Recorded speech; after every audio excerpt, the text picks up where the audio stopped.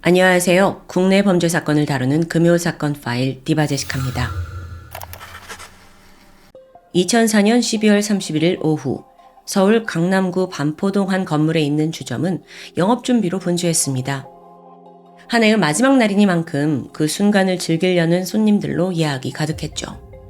준비로 다들 정신없는 와중에 요란한 벨소리가 울렸습니다. 전화를 받아보니 여성의 초조한 목소리가 들렸죠. 혹시 제 동생이 출근을 했을까요?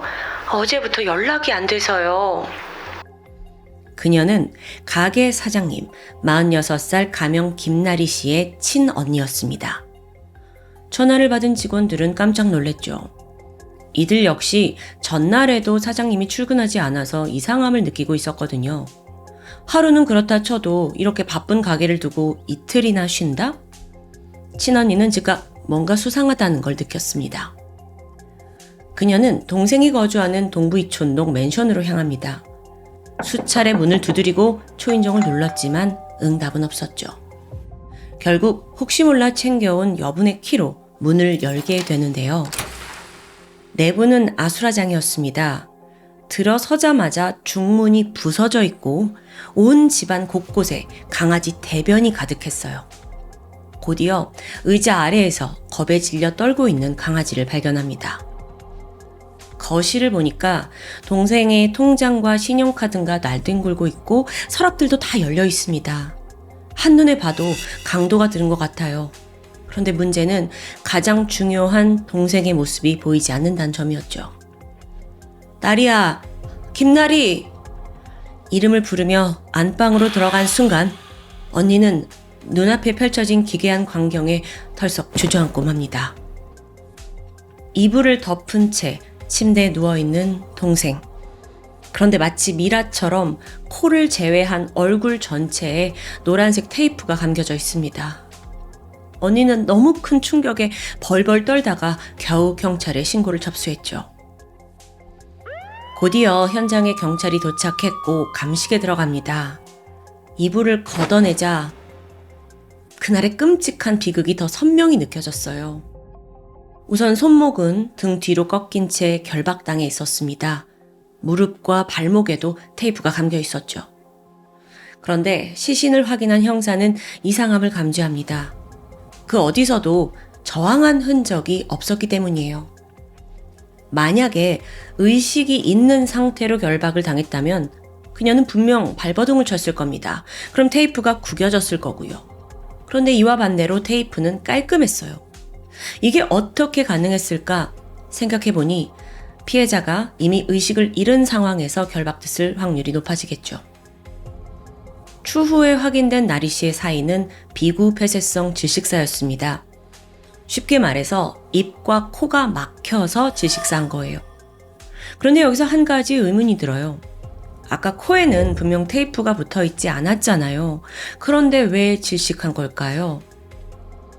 사실 사람은 입이 완전히 막힌 상태에서 코로만 오랜 시간 호흡하기 어렵습니다. 점막이 굉장히 건조해지기 때문인데요. 아무리 코가 뚫려 있어도 갈수록 호흡량이 줄어들고 결국에는 질식을 피할 수 없다고 해요. 그런데 이 정도 지식은 사실 의료인이나 전문 수사관이 아니면 알기 어렵습니다. 그렇다면 범인은 애초에 이걸 의도한 건 아닐 수 있어요.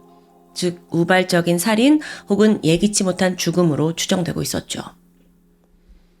일단 피해자 나리 씨의 마지막 행적을 좀 살펴볼까요? 시신 발견 하루 전인 30일 점심을 기점으로 모든 연락이 끊겼습니다. 그러니까 그때 이후 변을 당한 것으로 볼 수 있어요. 집안 곳곳에 강도의 흔적이 여실했기 때문에 범행 동기는 돈으로 추정됩니다. 여기서 잠시 나리 씨가 어떤 사람인지 알 필요가 있습니다. 그녀는 과거 강남 서초동에서 유명한 갈비집을 운영했어요. 이때 상당한 돈을 벌었죠. 다음으론 고급 주점을 차리면서 업종을 바꾸게 되는데 그 땅값 비싼 반포동에 2층 건물을 통으로 쓸 만큼 그녀의 재력은 상당했습니다. 실제로 나리 씨 방에는 값비싼 가구가 즐비했고요. 또 거실에서는 한강이 바로 보일 정도였죠. 평소에도 현금 몇 천만 원씩을 들고 다닌다라는 소문이 있었는데 사실 최근 1년 그녀는 자금난에 허덕였습니다. 이걸 알고 있는 사람은 극소수였죠. 다시 현장으로 돌아가서 형사들은 시신의 상태를 자세히 확인하기 위해 얼굴을 감싸고 있던 테이프를 제거합니다. 그런데 더 소름 끼치는 상황이 펼쳐져요. 눈 주변의 테이프를 떼어내자 거기서 부위봉투가 발견된 겁니다. 이건 보통 장례식장에서 조의금을 전달할 때 사용되는 그 봉투예요. 이게 왜 눈 쪽에 붙어 있었지? 너무도 기이한 장면에 형사들조차 말문이 막혔죠. 범인은 왜 이 봉투를 남긴 걸까요? 뭔가 강한 원한을 드러낸 걸까요? 그래서 죽은 나리 씨를 저주라도 하려는 걸까요? 숱한 의문이 들었습니다. 한편 집안에는 범인이 남기고 간 2개의 흔적이 남아 있습니다. 먼저 거실에 있는 운동화 족적, 두 번째로는 싱크대에 놓여있던 2개의 컵이었죠. 검사 결과 나리 씨의 DNA와 신원미상 남성 DNA가 모두 검출됐습니다. 그런데 여기서 의문이 들어요. 자, 족적이 있다는 건 범인이 신발을 신고 거실에 들어왔다라는 말이 돼요. 주로 비면식범이나 강도 소행일 때 보여지는 패턴이죠. 굳이 신발을 벗을 필요가 없으니까요. 그런데 싱크대에서 컵은 나리 씨와 범인이 같이 음료를 마셨다는 걸 의미합니다. 이건 반대로 면식관계로 해석될 수 있어요. 이게 앞뒤가 맞지 않는 거예요. 그래서 베테랑 형사들조차 혼란스러웠습니다. 사건 현장인 맨션은 2004년 당시 보안이 철저했던 곳입니다. 각 동마다 경비원이 상주했는데 경비원에 따르면 그날 수상한 방문자는 없었다고 합니다. 게다가 나리 씨가 평소에 경계심이 많은 편이었어요. 그래서 사전에 약속한 사람이 아니라면 함부로 문을 열어주지 않았겠죠. 외부에서 침입했다는 흔적 역시 없었기 때문에 형사들은 이 혼란스러운 상황 속에서도 면식범일 확률이 더 높다고 방향을 잡게 됩니다. 일단 수사는 그 컵에서 나온 DNA에 초점을 맞추고 진행됩니다. 용의자가 빠르게 좁혀지는데 사건 이틀 전 나리 씨가 단골 손님과 함께 있는 모습이 여러 번 목격됐어요.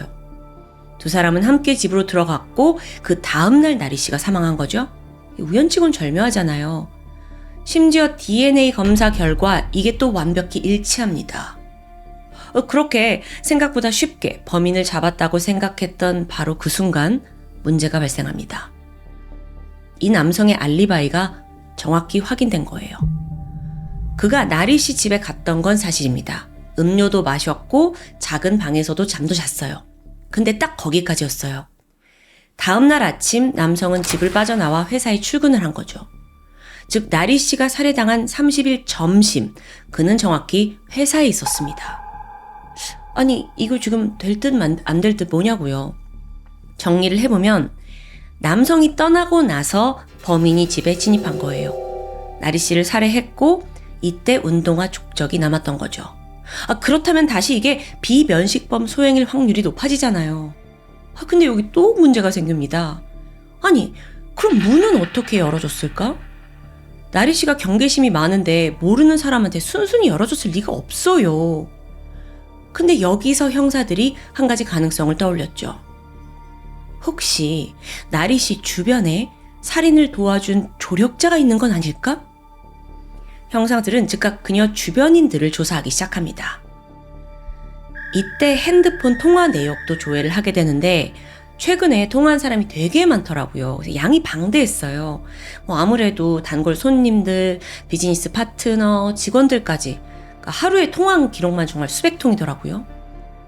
근데 경찰이 단순히 나리 씨 기록만 본 게 아니라 그 요주의 인물들이 나리 씨와 통화를 한 후에 누구와 통화했는지까지 살펴보게 돼요.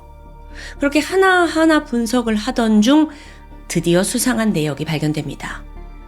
발신자는 주점에서 일하던 여성 종업원 33살 전 씨였습니다. 12월 30일 오전 11시 30분 그녀는 공중전화로 나리 씨에게 전화를 걸었어요. 그런데 짧은 통화가 끝나자마자 다른 곳에 또 전화를 겁니다. 그것도 3번이나요. 이게 모두 같은 번호였는데 여기서 끝이 아니죠. 그 상대 번호를 조회하니까 대포폰으로 나오는 거예요. 그러니까 신원 확인 없이 유통되는 핸드폰이요.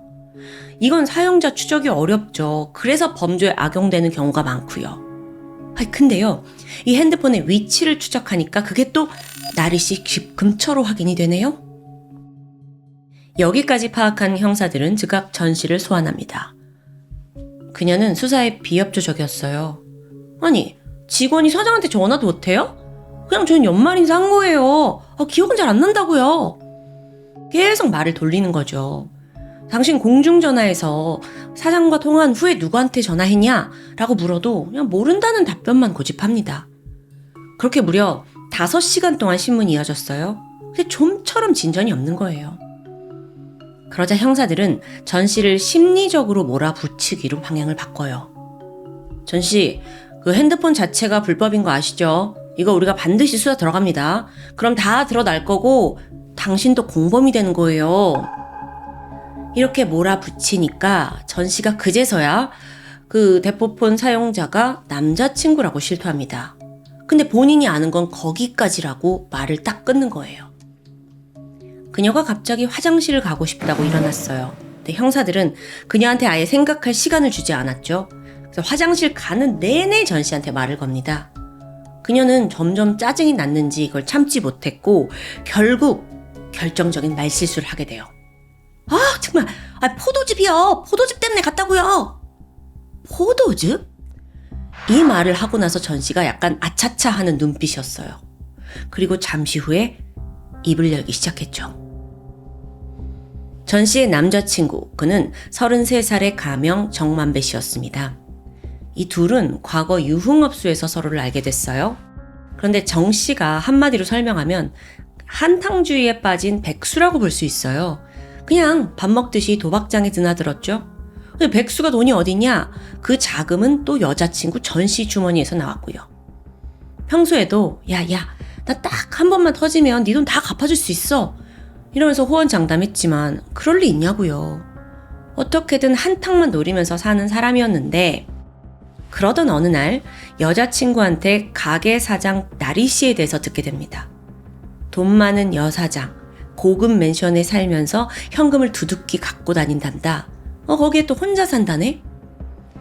여자친구에 따르면 며칠 전 이 남자친구 정 씨가 뜻밖의 이야기를 꺼냈다고 합니다. 자기가 그냥 내 여자친구 사장을 생각하는 마음으로 포도즙을 선물하겠다는 거예요. 그 여자친구 잘 봐달라는 의미로요. 그러면서 정확히 12월 30일 오전 11시 30분에 너네 사장 나리 씨한테 내가 포도즙을 전달할 거다 라는 전화를 걸라고 시켰다는 거예요.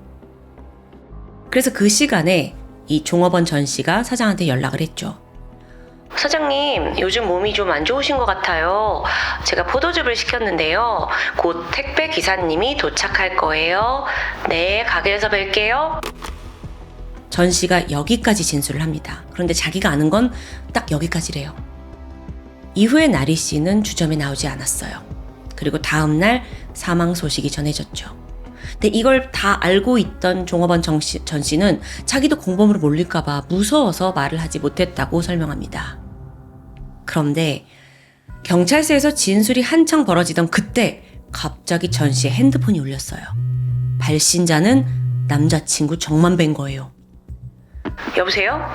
전화를 받고 짧게 대화를 주고받는데 이 정 씨가 눈치가 아주 빨랐는지 묘하게 긴장된 분위기를 감지합니다. 그리고선 하는 말이 야, 너 경찰서지? 통화가 뚝 꺼졌고 핸드폰 전원도 꺼졌어요. 즉각 핸드폰 위치를 파악하니까 강남 어딘가에 있더라고요. 지금 막 도주할 가능성이 크잖아요. 한시가 급합니다. 경찰은 서둘러 해당 장소를 향했고 마침 골목길에서 정 씨를 발견합니다. 그런데 정만배가 체념하듯 소리쳐요. 형사님, 저 아니에요. 전 진짜 막만 봤어요. 그 여자 집에 간 건 그 대구형이에요. 에? 이 사건 진짜 계속 끝날 듯 말 듯 이어지고 있죠. 대구형? 그건 또 누구냐고요. 정만배는 그의 진짜 이름도 나이도 몰랐습니다. 그럼 어떻게 알게 되었냐? 알고 보니 이 두 사람이 인터넷 모임에서 만났더라고요. 소위 한탕 카페라는 곳인데 이게 뭐 친목을 하거나 정보 공유용 그런 커뮤니티가 아니고 주로 불법적인 수단으로 돈을 벌려는 좀 불량한 사람들이 모이는 곳이었어요. 그렇다 보니까 이 커뮤니티에서 조직을 결성해서 강도를 같이 저지르는 일이 종종 발생을 했고요. 쉽게 말해서 돈만 벌 수 있다면 이들은 다 하는 거예요. 정만배는 사실 가장 먼저 나리씨 돈을 뺏어야겠다라고 타겟으로 잡았습니다. 근데 혼자 저지르기엔 겁이 난 거예요. 그래서 고민을 하다가 한탕 카페에 갔죠. 훔친 돈을 나눈다면 공범을 쉽게 구할 수 있을 테니까요. 그렇게 얼마 뒤 대구형이란 사람이 접근합니다. 이 둘이 대구에서 직접 만나서 구체적인 범행 계획을 세워요. 정 씨가 밖에서 망을 보고 대구형이 택배기사로 위장해서 집안에 들어가기로 한 거죠. 원래는 이 사장 나리 씨를 제압하고 통장, 현금만 챙길 생각이었습니다. 그런데 일이 틀어졌어요. 그래서 나리 씨가 사망했다고 말하는 정 씨. 이 진술에서 그는 대구형에 대해 두 가지 단서를 주었습니다. 하나는 대구형의 핸드폰 번호였는데요. 이게 애초에 대포폰이라 신원조회는 안 돼요. 하지만 위치 추적은 가능하잖아요. 바로 주거지를 파악했죠. 또 다른 단서는 대구형의 차량입니다. 사건 당일 정 씨는 대구형의 차 안에서 기다렸어요. 그러면서 망을 봤죠. 그래서 형사들은 즉각 그 주변 CCTV를 확인했고 차량 번호를 알아냅니다. 여기까지 파악한 경찰은 정 씨와 함께 대구로 내려가요. 이어서 그 대구형의 핸드폰 번호로 전화를 걸어서는 차주분이시죠? 죄송한데 차를 좀 긁었습니다. 주변에 계시면 좀 나오시겠어요?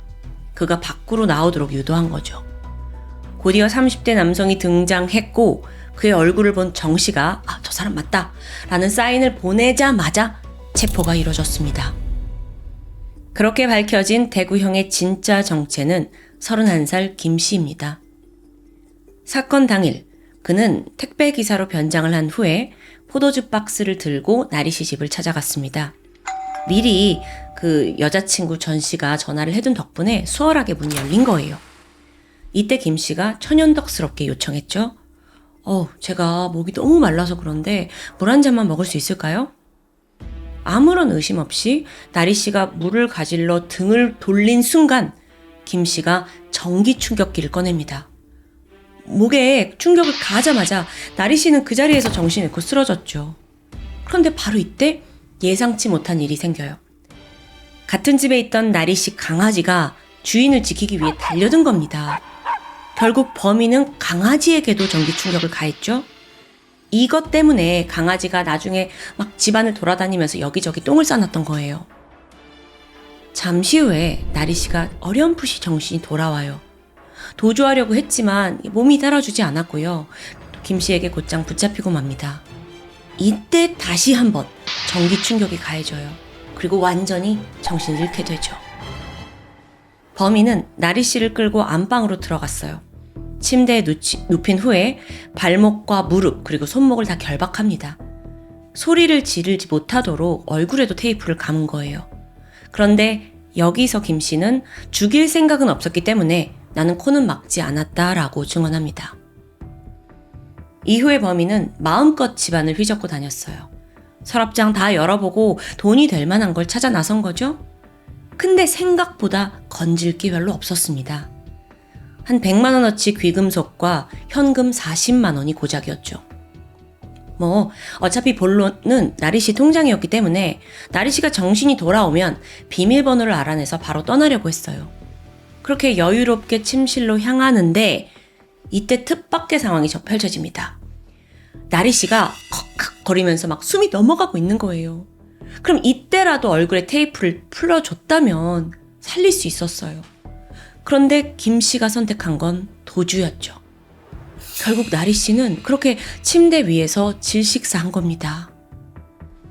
아니 그런데요. 아직 풀리지 않는 의문이 남아있어요. 대체 왜 부위 봉투를 눈에다가 올린 걸까요? 여기서 김 씨가 어이없는 답변을 하는데요. 나리 씨가 부탁을 했다는 거예요. 자기가 몸을 결박하던 중에 나리 씨가 잠깐 정신을 차렸는데 나중에 뗄 때 아프니까 눈에는 테이프를 직접 붙이지 말아달라라고 부탁을 했다는 거죠. 그래서 김 씨가 대충 식탁에 있던 부위 봉투를 가져와서 그걸 덧대고 테이프를 붙였다라는 설명입니다. 이건 어디까지나 범인의 진술일 뿐이에요. 근데 전문가들은 아니, 이거 거짓말일 확률이 높다라고 판단합니다. 자, 왜냐면 앞서 나리 씨가 전기 충격 2번이나 받아서 완전히 의식을 잃은 상태였죠. 그리고 범인도 그걸 깨어나길 기다렸다고 말했잖아요. 근데 갑자기 뭐 중간에 깨어나가지고 눈을 가려달라고 말했다? 이게 좀 앞뒤가 맞지 않아요. 그렇게 또 또렷한 의사 전달을 할 수 있었을까요? 근데 범인은 이 진술을 고집했기 때문에 정확한 진술은 알 수 없었습니다. 어쨌든 이렇게 사건의 전말이 밝혀졌죠. 검찰은 김 씨에게 강도치사 혐의를 적용합니다. 그러니까 살인에는 고의성이 없었다고 판단을 한 거죠. 이러면 형량도 아주 낮게 나오고요. 결론적으로 법의 판결은 다음과 같습니다. 범인 김 씨는 강도치사 및 특수강도 혐의로 징역 12년을 받습니다. 또 범행을 같이 모의하고 망을 본 정만배는 특수강도 방조 혐의로 징역 7년. 마지막으로 전화 한 통으로 범행을 도운 여자친구 정 씨는 징역 2년의 집행유예를 선고받게 되죠. 2026년 현재 세 사람 모두 형기를 마치고 우리 사회로 돌아왔다고 볼 수 있습니다. 추가 범행을 저지르지 않았다면요. 물론 이들이 죗값을 다 치렀다고 볼 수 있지만 우리 주변 어딘가에서 평범하게 살고 있다고 생각하면 다소 좀 무섭다는 생각이 들었습니다. 과연 한탕주의에 빠져있던 범인 김 씨와 정 씨는 이제 완전히 교화돼서 새로운 삶을 살고 있을까요? 범인은 끝까지 주장했습니다. 피해자의 눈이 아플까봐 배려 차원에서 봉투를 올린 거라고요. 그런데 이게 믿어지시나요? 피해자를 전기 충격기로 고통에 넣게 하고 결박하고 그렇게 방치했던 범인이 마지막에 보여준 그 기이한 행동이 정말 친절이었을까요? 어쩌면 그 봉투는 처음부터 누군가의 죽음을 예견하고 미리 준비해둔 어떤 의식 같은 건 아니었을지. 마지막으로 이 비극적인 죽음을 당한 나리 씨의 명복을 빌겠습니다. 부디 하늘에서는 사람에 대한 경계심도 두려움도 없이 평안하길 바랍니다. 지금까지 금요사건 파일 디바제시카였습니다. 한국의 어느 도시에 가든 단란주점이라는 간판을 볼 수 있습니다. 저도 지나갈 때마다 저긴 어떤 곳일까 궁금증이 들었는데 알아보니 노래방과 술집이 결합된 주점이었습니다. 원칙적으로 여기서는 접객 행위가 금지되어 있어요. 흔히 우리가 떠올리는 옆에서 술을 따라주는 그런 여성 호스트가 있을 경우엔 유흥주점으로 분류가 되죠. 이 경우엔 영업 허가를 받기 쉽지 않다고 합니다. 기왕 알아본 김에 조금만 더 파헤쳐보면 보통 유흥주점은 청소년 보호법에 따라 학교와 공공기관 주변에는 들어설 수 없습니다. 그 외에도 다소 까다로운 조건이 붙어서 영업 허가를 받기까지 수개월이 걸릴 수도 있고요. 민원이 심해서 반려되는 사례도 있어요. 그렇다 보니 사장들은 일단 절차가 간단한 단란주점으로 허가를 받고 난 후에 불법 영업으로 진행한다고 합니다. 연간 수백 건의 불법 유흥행위가 적발되고 있고요. 어쨌든 문제는요, 이곳의 폐쇄적인 구조입니다.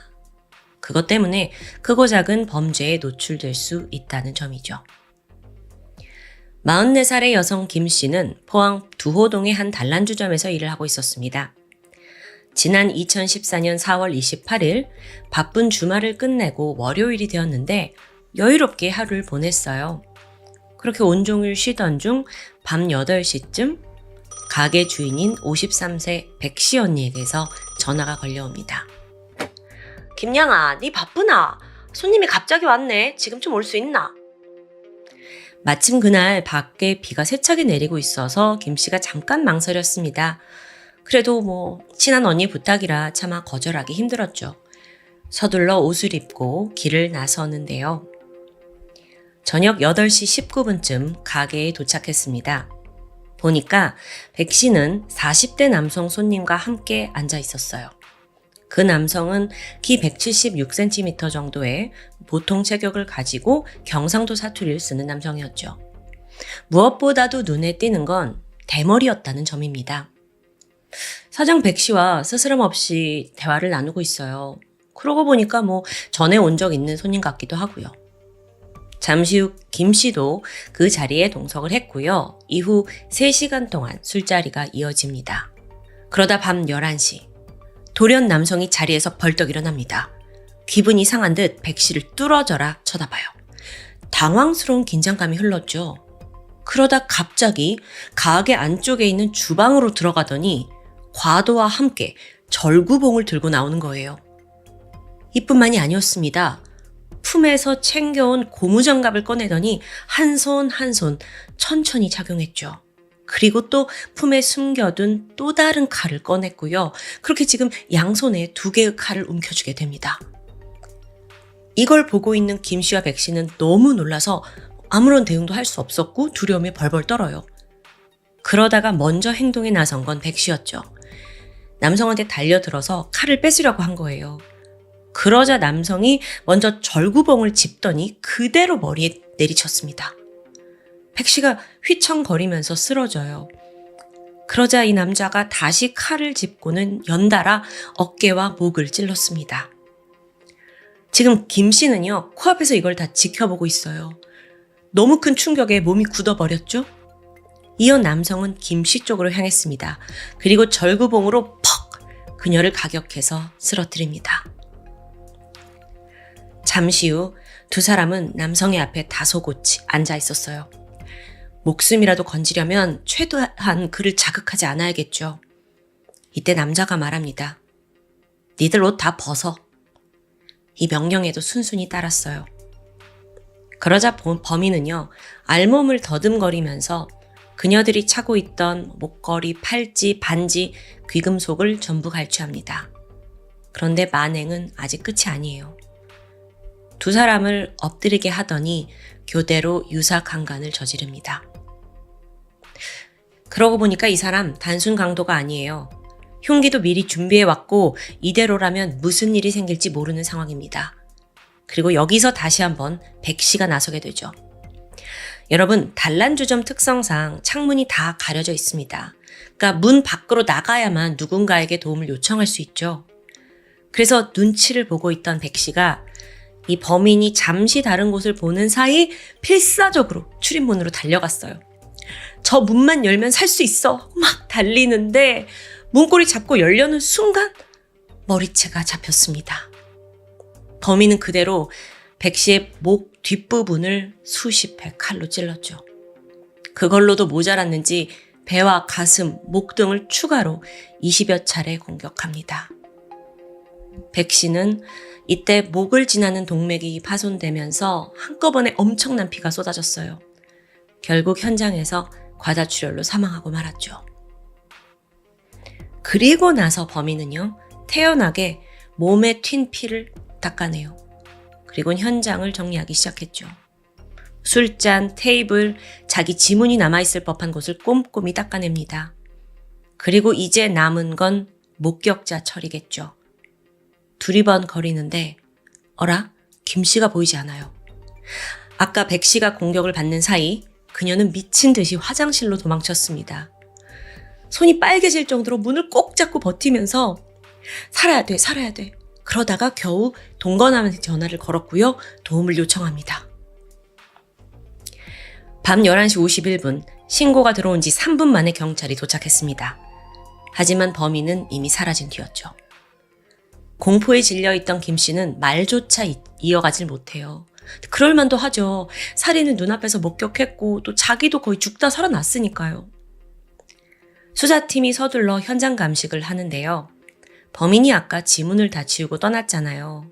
그렇다 하더라도 다행히 여러 흔적이 남아 있었습니다. 우선 족적이 어지럽게 이곳저곳 쭉 찍혀 있었고 무엇보다 그가 급히 떠나느라고 자기 오토바이 헬멧과 우비를 두고 갔습니다. 자, 그 헬멧. 저렴한 하프형 헬멧이었는데 이게 주로 배달기사들이 착용하는 헬멧이에요. 그래서 즉각 경찰이 그 두호동 일대의 가게들을 돌아다니면서 탐문조사를 벌였죠. 그러던 중 영일대 해수욕장 근처 한 분식집에서 이 헬멧? 알아봤습니다. 그렇게 밝혀진 헬멧의 주인은 배달기사로 일하던 40살 이진욱이었죠. 지금 여러분 사진을 보고 계신데 대머리라서 그런지 한 번 보면 쉽게 잊혀지지 않을 인상입니다. 신상을 확인한 경찰들은 단번에 그가 범인임을 확신해요. 여기엔 이유가 있었는데요. 기록을 보니까 이전에도 술집 여주인을 맥주병으로 위협하고 또 강간까지 해서 징역 7년을 받았더라고요. 2010년에는 준강도 미수죄로 4년간 복역했고 그 외 자잘한 사건들까지 다 합치면 도합 14년을 감옥에서 지냈습니다. 그런데 이진욱은 매번 자기 범행을 그냥 난 타고난 성향이 이렇다 이렇게 정당화했대요. 성인이 되고 나서 대부분의 삶을 교도소에서 보냈지만 교화나 반성은 일절 없었습니다. 마침 그는 사건 발생 3개월 전인 2014년 1월 19일에 출소했어요. 그리고 고향이던 포항으로 돌아와서 배달 일을 하고 있던 거고요. 경찰은 신속히 그의 행방을 추적했습니다. 보니까 그의 고향 친구 명의로 된 핸드폰을 사용 중이더라고요. 전화했지만 전원은 꺼져 있어요. 그래서 경찰이 친구한테 연락을 해요. 근데 여기서 뜻밖의 단서를 얻어냅니다. 그렇잖아도 걔가 지난 새벽에 갑자기 전화가 왔어요. 새벽에 드라이브를 가자고 그러더라고요. 차에서 대화를 나누는데 얘가 막 무슨 엄청난 일을 저질렀다면서 초조해했고요. 한 1시간 있었나? 경주 터미널에 간다고 해서 내려주고 전 집에 왔습니다. 이렇게 말을 한 거예요. 터미널 CCTV를 확인한 결과 이진욱은 서울행 버스를 탔습니다. 서울 어디로 간 걸까요? 조사해보니 이진욱은 한 차례 이혼 경력이 있었습니다. 그 당시 결혼 생활을 서울 강서구에서 했더라고요. 그래서 경찰이 전처한테 간 게 아닌가 추정을 했는데 보니까 마침 그녀는 이미 인천으로 이사를 한 상황이었어요. 자, 그러면 서울로 간 이진욱이 머지않아 인천으로 간 걸 알게 되겠죠? 그럼 다시 인천으로 갈 거고요. 포항 쪽 경찰은 바로 서울과 인천에 연락해서 공조수사를 요청합니다. 한편 이진욱은 경찰의 예상대로 강서구에 있는 한 호텔 305호에 체크인합니다. 그런데요, 서울로 도주해서 그가 제일 먼저 한 게 뭔지 아세요? 성매매였어요. 완전히 성욕에 미쳐 있었나 봐요. 그리고 나서 또다시 범죄를 저지르는데 4월 30일 오후 2시 한 차례 성관계를 가진 뒤 매춘 여성 A씨와 잠시 대화를 나눕니다. 그런데 이때 그녀에게 차량과 자식들이 있다는 걸 파악해요. 그의 눈이 번뜩였죠. 이진욱은 서비스가 마음에 들었다 라면서 A씨에게 저녁을 사주겠다고 제안해요. 그녀가 다른 일정이 있었기에 저녁 7시에 만남을 약속합니다. 날이 어두워지고 그 시간이 되자 A씨가 약속한 장소에 나와서 이진욱을 기다렸어요. 그런데 돌연 전화가 오더니 이진욱이 아이스크림이 먹고 싶대요. 좀 사다 달라는 부탁을 하는 거예요. 여성은 그러려나 보다 하고 아이스크림을 샀는데 사실 이 모든 건 그녀를 방으로 끌어들이기 위한 수작이었습니다. 저녁 7시 반, 이진욱이 돌연 기왕 이렇게 된 거 아이스크림 녹기 전에 먼저 방에 가서 먹고 출발을 하자 라면서 자연스럽게 방으로 그녀를 불러들였죠. 그리고 잠시 후 그녀가 305호에 들어서자마자 피 묻은 과도 2개를 꺼내 보입니다. 이때 뭐라고 하냐면 내가 어제 이 칼로 여자애들을 강간했거든. 너 시키는 대로 안 하면 너랑 네 딸들까지 모두 죽는 거야. 이 협박에서 그가 원하는 건 A씨의 차량이었어요. 그리고 한 가지 더 있는데 변태 성욕을 채우는 거였죠. 이진욱은 그녀를 성폭행한 뒤 차 키를 뺏었습니다. 이어 지갑도 가져가는데 마침 A씨가요, 신용불량자였어요. 그러니까 차가 있다 뿐이지 정말 가진 건 아무것도 없었던 거예요. 그런데 이때 이제 A씨는 어떻게든 살아남아야 하잖아요. 그래서 평소 사용하던 내 친구 계좌 정보가 있다 하면서 이걸 넘기게 돼요. 물론 그 안에 돈은 없었지만 이체를 받을 수는 있겠죠. 그래서 이진욱이 A씨 핸드폰 가지고 자기 지인한테 전화를 걸어서 100만 원을 빌립니다. 이리로 이체시켜 달라고요. 밤 9시 30분 이진욱은 차에 올라탔고 A씨한테 운전을 시켰어요. 그리고 도망가지 못하도록 옆에서 계속 칼을 들이밀고 있었고요. 긴장감 속에서 두 사람 간의 대화가 오가게 되는데요. 이때 A씨가 이렇게 살지 말고 그냥 나를 마지막으로 범행을 끝내라 라고 설득합니다. 그 추가적인 어떤 피해자를 막기 위해 희생을 감수한 거라고 볼 수 있는데 이게 또 이진욱의 마음을 움직였어요. 그래서 A씨를 살려주기로 하죠. 밤 10시 반, 그는 부천에다가 그녀를 그냥 버려둔 채 바로 도주합니다. 그리고 이후에는 전처가 있는 인천으로 이동하게 되고요. 한편 경찰은 그를 바짝 추적하고 있었습니다. 마침 5월 1일 저녁 6시 20분쯤 이진욱이 인천에서 공중전화로 친구한테 연락한 흔적이 있어요. 이때 돈을 추가로 빌리게 되는데요. 경찰도 바로 위치를 파악했죠. 또 동시에 인천으로 향하는 CCTV를 확보해서 분석을 했고 현장 탐문, 차량 검문도 이뤄졌습니다. 이 수사가 혹시나 장기화될까 우려를 해서 신속히 공개 수사로도 전환했고요. 그리고 마침내 같은 날 저녁 9시 인천 작정동의 한 길거리를 배회하고 있는 범인 이진욱을 체포하는 데 성공합니다. 이진욱의 범행 전말을 좀 알아볼까요? 지난 2014년 1월 19일 그가 출소한 후 이진욱의 가장 큰 고통은 극심한 외로움이었습니다. 오랜 징역 생활로 인해 아내와 이혼했고 여자친구도 없죠. 그러던 중 같은 해 2월 우연히 백씨의 단란주점을 찾게 된 거예요. 이진욱이 백씨한테 첫눈에 반해버립니다. 이후 단골 손님이 되는데요. 사실 그는 출소한 후에 배달일로 먹고 살았어요. 월급이 적게는 20만 원, 많아봤자 50만 원이었는데 그럼에도 불구하고 버는 족족 주점에다가 털어넣었죠. 물론 사장 백씨는 이진욱한테 개인적인 호감은 없었습니다. 그저 손님일 뿐이에요. 그러다 어느 날 이진욱이 데이트를 신청합니다. 근데 사실 이미 몇 번이나 여러 핑계를 대면서 백씨가 만남을 거절했거든요. 그러다 보니 어느 순간 이진욱도 백씨가 이건 나를 그냥 돈벌이 수단으로만 보는 거 아니야? 라고 생각했고 앙심을 품게 되죠. 사건 당일 그는 과도와 고무장갑을 챙겨서 단란주점으로 향했습니다. 술을 마시면서 백씨의 마음을 마지막으로 떠보았는데 또다시 돌아온 건 거절이었습니다. 그래서 결국 계획한 대로 흉기를 꺼내 백씨를 살해한 거죠. 김씨는 그냥 그 자리에 있었다는 이유로 상해를 입었고요. 2014년 7월 이진욱은 특수강도 강간, 강간살인, 폭력행위 위반 등의 혐의로 재판대에 올랐습니다. 자, 보면 출소한 지 3개월 만에 또 범죄를 저질렀어요.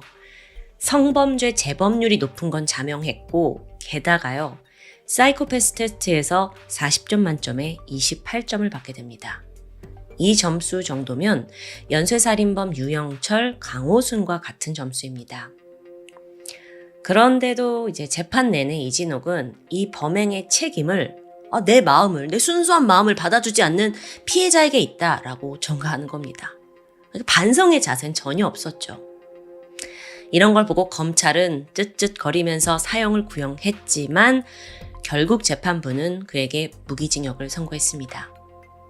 검찰의 항소가 2014년 10월 기각되면서 그렇게 형이 확정됩니다. 금사파를 진행하다 보면 강력범죄가 상습범에 의해 벌어지는 경우가 다반사입니다. 오늘 사건의 이진욱 또한 마찬가지고요. 한국 형벌은 범죄자의 교화를 목적으로 하고 있습니다. 하지만 현재의 교정 시스템이 과연 제대로 기능을 하는지 많은 사람들이 의문이 들고 있어요. 가장 큰 문제는 그렇게 교화되지 않은 범죄자가 출소하는 걸, 사회에 다시 나오는 걸 막을 장치가 없다는 거죠. 일사부재리의 원칙에 따라 형이 한번 확정된 이상 추가로 형을 늘릴 수도 없고요. 그렇게 재범 가능성이 다분해도 다시 꾸역꾸역 사회로 나오는 건데요. 반복되는 비극 속에 형벌의 목적을 다시금 묻게 하는 사건이었습니다. 지금까지 금요사건 파일 디바제시카였습니다.